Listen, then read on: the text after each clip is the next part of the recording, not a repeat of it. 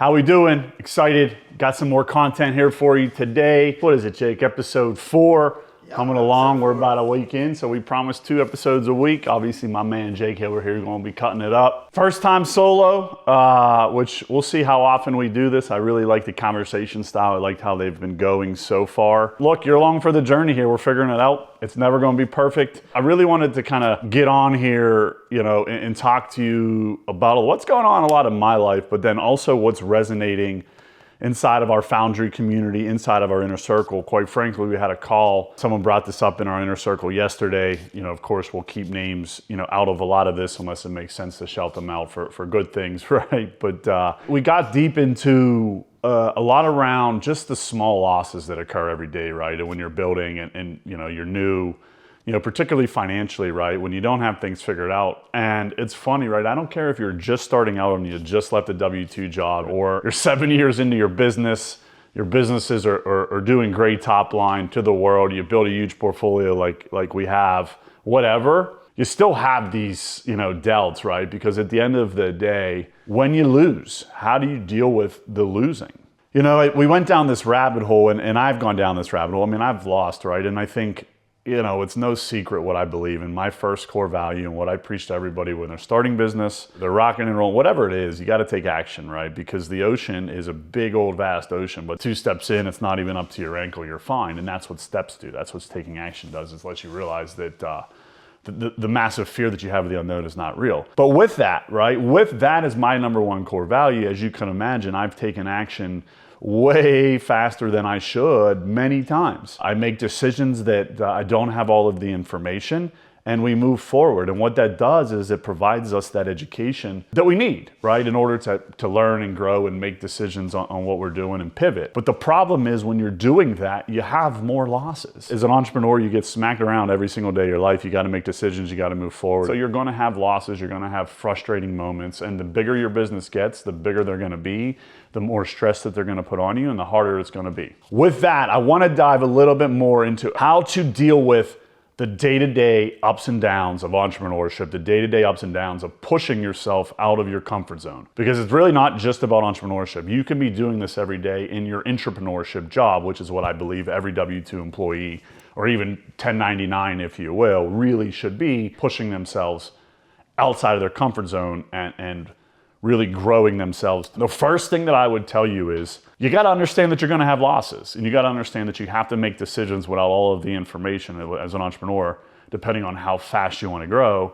And the devil, right, is paralysis by analysis. Ryan Serhant, shout out him. I think I mentioned this on a previous podcast, but he has the 10-minute rule, the 10-second to 10-minute, and then the 10-hour rule around decision making. It should never be more than that. And so if you have the framework, right, you're going to naturally teach yourself, hey, I'm going to be making mistakes. I've got to be okay with it, and I've got to just understand that I've got to deal with it and realize it's going to mentally drain you, and practice. Make the decisions and make the mistakes and realize, oh my God, I'm in a bad situation. I think that's the biggest key, right? If you think about playing basketball or football or singing, dancing, driving, right? When you go to get your driver's license, guess what? You probably practice. And so just like anything, you got to practice at it. And practicing at this means being self-aware and understanding, hey, I want to practice how to not let this affect me. Positively affect yourself on a daily basis. And then you create habits. I even made the joke yesterday on our circle call.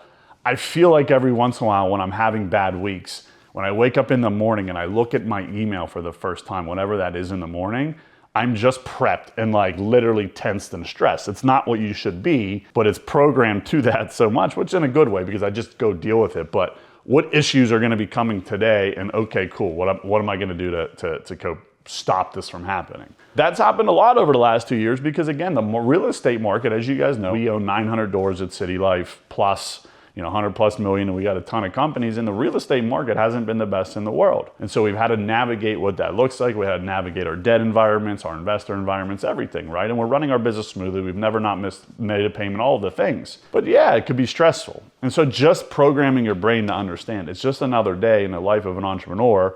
Don't let it affect how our psyche is. Don't let it affect how we interact with others, how we treat our kids, our family, our coworkers. Just understand it's something we're going to live with, and we have to be okay with that. I just know how hard that is. It's almost impossible. And that's why you've got to mentally prep mentally train yourself to do that. And that's my overarching comment to all of this, is just understand and develop through practice of understanding I'm gonna deal with losses. The number two biggest thing that I would tell you to do is you've got to understand and evaluate your circle of influence. It's so important.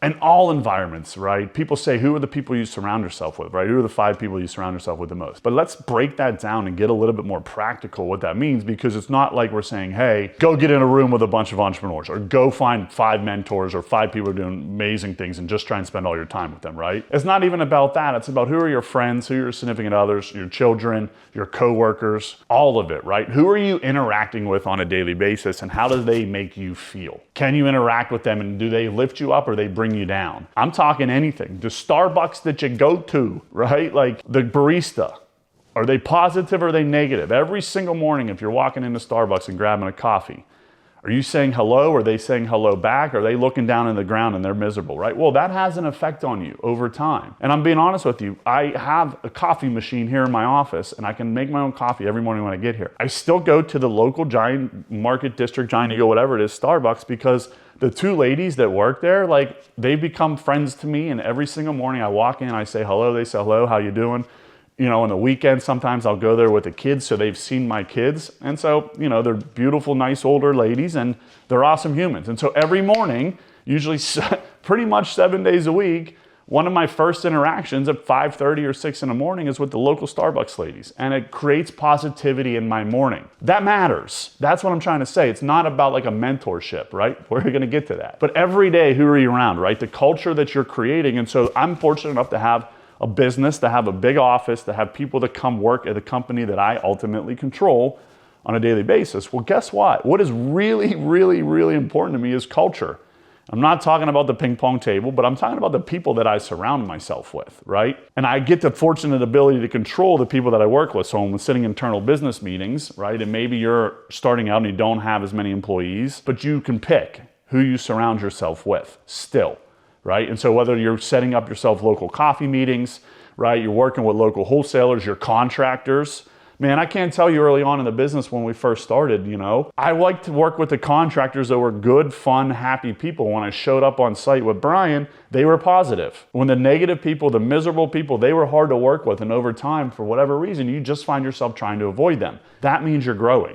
And so just evaluate all of the people that you talk to, that you surround yourself with, and you've got to get rid of negativity and increase positivity, 1. And then 2, put yourself around people that are pushing themselves outside of their boundaries like you are, and or are facing some of the things that you have. So if you find someone that is working like you, for instance, me, right? Like if you're going through a ton of stress trying to grow and push yourself and push your businesses and push everybody in your company to find their happiness, I would be a perfect person to be around for you, right? Hey, Shoutout Foundry, I've got that for you if you want it. If you're a super negative human and you're miserable and you just go into a room and they're all lit up and super happy every day, like you're miserable and you're not gonna wanna go in the room. So either you're gonna change and be more like them, or you're probably not gonna show up anymore. And if you don't show up anymore, well then guess what? That's on you. And so if you think about the people in this company, right? Jake, TJ, Danielle, Pete, Dom, Peyton, Leandra, right? Even some of our ancillary companies, Mikey Lucas, Julia over at Revive, right? Down at City Life, E-Money. Everybody in the organization, if I didn't shout you out, sorry, I can't literally name every single name, but we're looking for good people that are just trying to do great things, be happy in life, make the world a better place. And that's what helps me when I'm having dark days, right? When things go totally wrong, when I make a major mistake and we have to do some stupid, crazy pivot because I'm an idiot and I messed up. It's really encouraging, a lot easier to come in and understand that I gotta have people that have my back.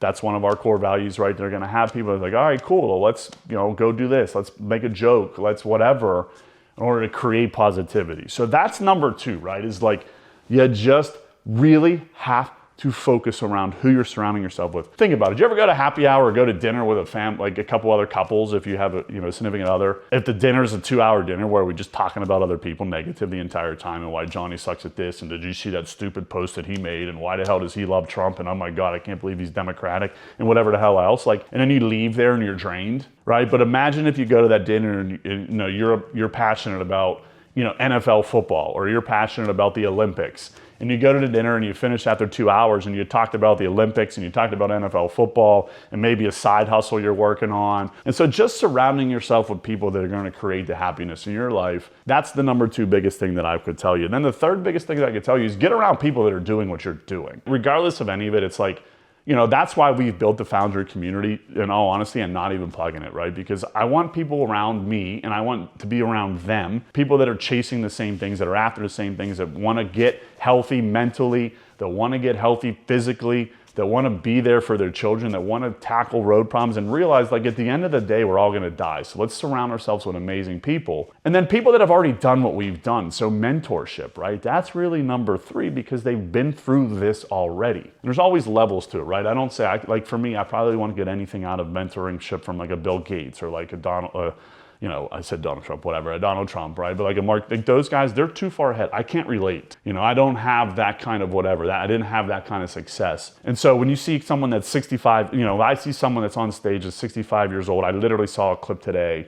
You know, the guy's like, I charge $250 per hour of my time and you got to fly my fees for me to come out and speak. I'm like, okay, well, I can't relate to that guy. And so it's irrelevant to me, right? And so now everything that guy has to stay from stage, like really, I don't care anymore. And so it's like, how do you create the relatability and go find mentors that can create the relatability and have gone through at a more recent time what you have? And so that's why like in my inner circle, the people that resonate and the people that are absolutely crushing it are the people that are focused and working on sort of doing some of the things I'm doing, which is again, changing my life, improving my health, improving my wealth, improving, you know, how I think about things, improving how I treat people, right? Understanding that I can make mistakes and that's okay as long as I'm willing to admit them and fix them and have discussions around them, right? That's what we're doing in the group and that's what, you know, the people in the group want. And so they're getting mentorship, right? They want to grow their real estate company. Everyone thinks it's all about business. The reality of it is in entrepreneurship, yeah, we're working our buns off, but like most decisions we have to make are like some deep down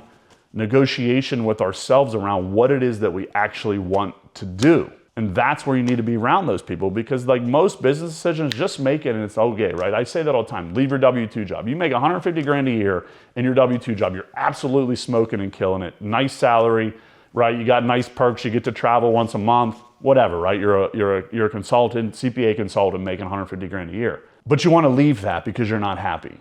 And you want to go start your own entrepreneurship. Maybe you want to start your own small CPA firm, or maybe you want to start investing in real estate. Well, let's evaluate for a second the worst thing that could possibly happen. The worst thing that could possibly happen is you fail. Purely from a business perspective, you fail. Well, you made 150 grand a year, which means you've done something very right in your career to get to that compensation in that consulting business, and you left on your own terms to go try your entrepreneurship journey. Well, guess what? You could probably get the job back, huh? Or maybe something relatively close or similar if you were the one that wanted to try entrepreneurship in the first place. And so worst possible case scenario, however long you went on that journey to try and test yourself out, you lost that income and that's it. Because you just go right back to having that job. That's it. The world's not ending based on whatever decision you did. And so when you lose, what did you really actually lose? And so then the last piece that I'll add to that is what did you gain? And so now flip the switch. Focus on the gain. And if you didn't get wiped out, right? And to me, wiped out is death. If we didn't die, we didn't lose. Think about the Civil War. The North was never supposed to win. And then all of a sudden at the end they won, right? Like they were losing every battle. It's just a battle. But if you don't quit and you're in the game and you didn't die, you still got a chance at this thing to win. And so mentally, look at it that way. It's a win. What did you learn? I have it well documented and some other things, but I'll say it again super fast here. A couple years back, we needed to go generate income, like active income in the company, because as you know, we were buyers, we were building real estate portfolio, and we were burring, and the market changed, and we couldn't burr as well anymore. And so we started a wholesale company where essentially, for those that don't know what wholesale is, you get a property under contract from a seller, they went out, they're happy with their price. Instead of listing on the MLS, you go ahead and sell it through wholesale to another investor, and you make the spread, a fee on it, whatever that is, right? And so they're uncapped. You can make anywhere from 10 to 30 grand, right? Where an agent's getting a percentage of the list price. So we built this wholesale company, TJ, right? Who's on most episodes here with me.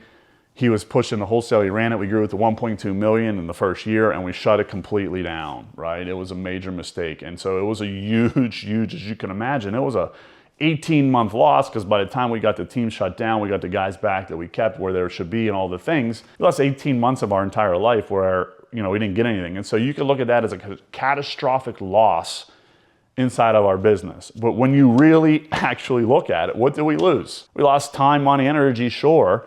But what did we gain? We won so much education over the 18 months that we are so much significantly better off. We're way smarter. We understand it's not a business we want to be in. We now know the business so we can teach other people how to do it successfully if they want to do it based on where they want to be in life. Because the only real reason we weren't successful is because it just wasn't a business that we wanted to be in, because it's not who we were, it's not how we acted, it wasn't a business that made us happy, right? And created real success in our lives, and that's why we shut it down. But we got so much education out of it. And so I say that out of every loss is like, just look at the win that you get from it. And as long as you're evaluating and understanding and accepting those losses, accepting those mistakes, that's the biggest key here, is accepting it. Then you can evaluate it and flip it into a win because you're gonna learn from it. And so I try to do that for myself every night before I go to bed. Spend 10 to 15 minutes evaluating my day and understanding where I could improve. But most importantly, where did I make mistakes so that I can fix them the next day, or at least have learned from them? Whether it's how I acted, how I treated somebody, a decision that I made, something that I avoided. I mean, avoiding things is a huge problem for all of us. I'm sure anyone this resonates with, right? Avoiding pain points, avoiding problems. Business owners that are notorious for this can never really run a successful business because they ignore things. And anytime you ignore it, it gets worse and worse. And so I'm reflecting on it. How can I address that quicker? It's just hard because it's a loss, right? We don't want to address our losses. We want to kick those down the road. And so the more you practice at addressing those losses, the better chance you have at getting better at it and fixing it quicker, which also changes the mental framework, right? Because you're used to it, you're practicing it. And so now I'm not dwelling on a mistake I made for 3 days. Now it's 2 days. Now it's 1 day. Now it's 10 hours. Now I make a major mistake at 8 a.m. and by 10 a.m. I fixed it and I'm now happy again. I'm on to the next thing. And so if you could do all of those things, that is what is going to allow you to really not ride the roller coaster, but ride the merry-go-round of business growth and success, right? And enjoy it like a kid can ride it because it's fun and it's not crazy whiplash and going upside down and hoops 36 times. And so that's what the emotion of business is. It's that thrill that you really want to not ride too high, not ride too low. I really hope this was a valuable lesson for you and really helps resonate with you around you're gonna have losses probably every day if you're pushing yourself enough. I promise I have losses every single day of my life. I honestly do, because there's not a day that I wake up that I don't try to really push myself. Now it's in different businesses, or it's at home life and business life, but I'm still trying to push myself outside of my comfort zone because that's how it creates not an uncomfortable zone, right? Puts you in the comfort zone and then you keep doing it. So that's what I encourage you to do. That's how I encourage you to really think through how to ride the waves. And listen, I am gonna give a shout out here to the Foundry, to our community, to our inner circle, to my one-on-one sprint clients, because guess what? That's what we're focused on. That's what we're doing. And they help me every single day. That's why I love it. That's why I love getting on those inner circle calls. So if you're interested, right, in something like that, if this really resonated with you, if you need a community, you're looking for an inner circle, we're here for you if you want it to be us, but if it's not us, all good. Find somebody for yourself. It will massively help you. It will continue to allow you to be successful, and it will not allow you to fall into the trap of most people that never actually get to where they want to go, most entrepreneurs that fail, most people that spend their lives in a W-2 job that say they want to run their own company that never really get there, right? And so it's just making sure that you're aligning what you want with what you do. And so get around those people that's doing it so that you can get what you want. Hey, listen, I appreciate you. As always, this was a topic. It's never gonna be perfect. This was definitely not perfect. It was me wanting to get some content out to you. It's always gonna be this way. It's gonna be right from the heart. Jake's got me. He's gonna take care of the videos. We'll keep bringing the guests. We appreciate you. Keep filming in. Like this shit. Subscribe to it. We love you. We appreciate you, and we're here for you. Let's go.